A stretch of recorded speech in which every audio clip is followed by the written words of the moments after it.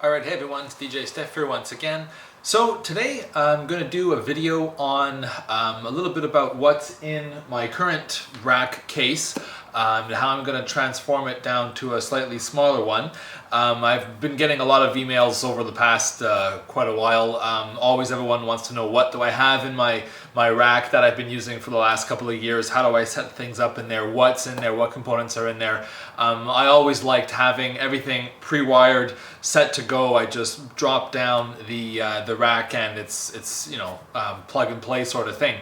So even though I have the CDJs, coffins coming for that later this week, I will still keep the cases you see behind me. I'm just going to minimize them. I'm going to downsize the big one to a smaller kit. That way that will be used for small venues, smaller parties, stuff like that. I want to make it much more compact.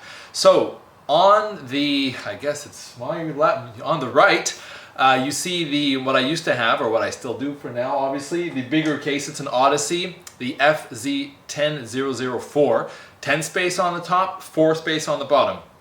I want to bring that down now to still a 10 space, but a 2 space on the bottom. I went Black Label, and I also got the version with the laptop slide.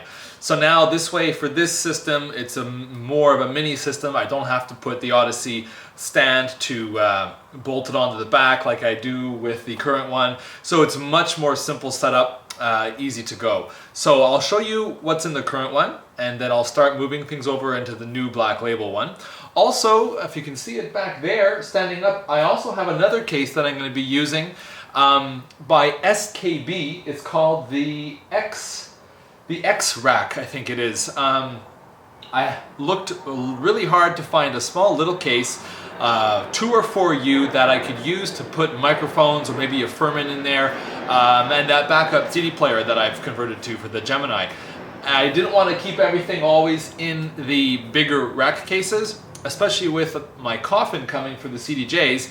I didn't have a solution for where I was going to keep the microphones that I would want to use at ceremonies and between both systems. So I found this X rack case that I'm going to be mounting the microphones, power conditioner, and a little small backup mixer in there, and then that will be the modular piece that I go between the coffin and the larger boxes, the rack cases behind me.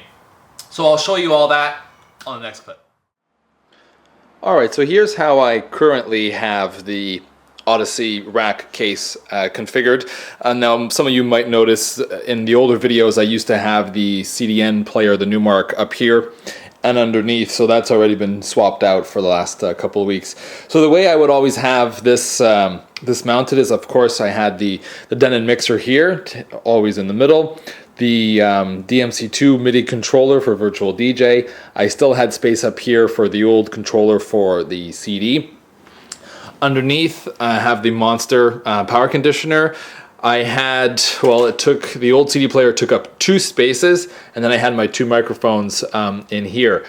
Now I have changed to the Line 6 microphones, which are rack mountable. They can be attached together, so that'll take up 1 U.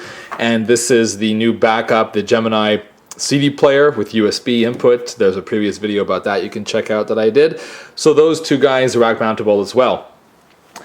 In behind here, what I would always do is I have a pair of XLR sort of patch cables that are always hooked into the back. I just pull them out, and that would be what I would plug into in the back. Inside here, I have I actually was using on this guy the Newmark DJ I/O sound card for virtual DJ to communicate with. So that's kind of taped down in there. Everything's Velcroed or taped down inside, all the extensions, the wires, into the power conditioner, and such, all inside. So it was a really, take out the patch cord, take out the power cord, and ready to go. And I would have the Odyssey laptop stand attached up here. So that's the way the current one is. Here's a quick look at the empty Odyssey Black Label case. Now, one quick thing that I will notice, and a lot of guys have already been commenting on the picture, the newer cases, yes, the wood is thinner. On the older ones, they I forget the widths here, but they're probably, I think, the 9mm wood. And on the newer ones, they're a little bit thinner. In my case, I'm not worried about that because it won't be the primary system. And I did want to, you know, reduce the size and the weight of the case, so having the slightly thinner wood in this case is ideal for what I want. Here's a quick look at the SKB X rack. So SKB, it was the lightest and the most affordable option that I could find, because SKB, they're made out of this plasticky, super indestructible material, much lighter than an ATA case would have been, and still looks quite good. It's black, it's very nice, so it fits the kind of the look that I'm going for. So there you go, the front and the back come off. It's 4U in the front. The X-Rack itself is approximately 11 inches in depth, supposed to be able to fit, according to the specs, 10 inches inside, no problem. And by luck, the Gemini that I'm planning to be putting in there is 10 inches, so we shall see. But here you go, very simple. You know, you can rack mount some things in here. It'll be nice and clean, small box, very, very lightweight. All right, so now I'm going to show you the finished 19-inch road case, the Black Label. I've put everything in, and I'll explain a little bit about what's in there and how it's going to be different than the old version of the case I had. There's a few less components in here. The microphones are going to be in the X case by SKB. So I only have the power conditioner, mixer, and the MIDI controller in this case now. So there you have it, the Odyssey 10 space on top, 2 space on the bottom, the Black Label. Once again, I'll put the model number in the description. It's kind of a strange bunch of letters and numbers. So we have the Denon, the Numark DMC2, and in the bottom I have just the Monster 2500 power conditioner.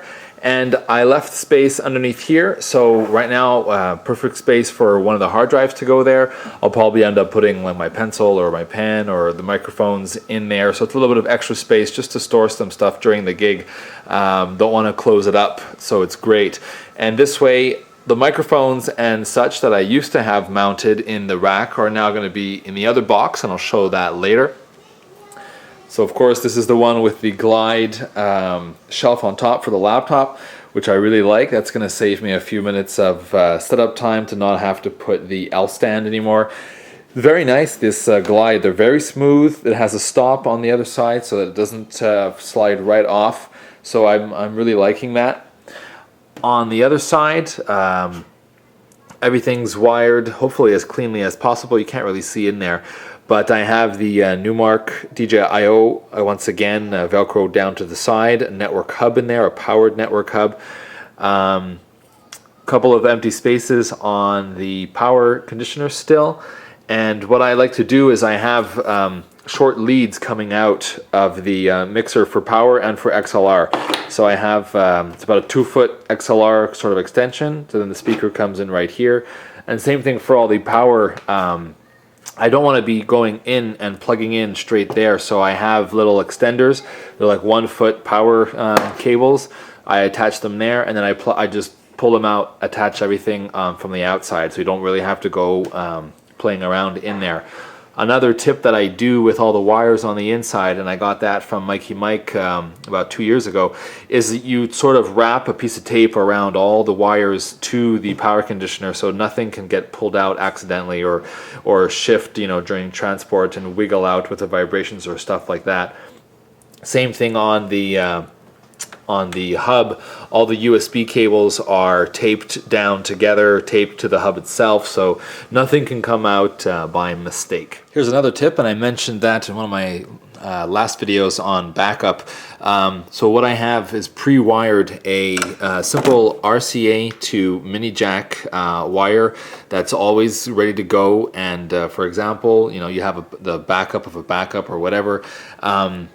That mini jack can go into your iPod, iPhone, media player, anything. That way, you know, it's I just take it out. You never know. Sometimes someone comes up with their iPod and whatnot, and they want to play a song. So this way, all you gotta do is hook that in, set it to a channel, have that ready to go at all times. A nice simple cable like that. This is a Digiflex cable, goes from RCA straight to the mini jack.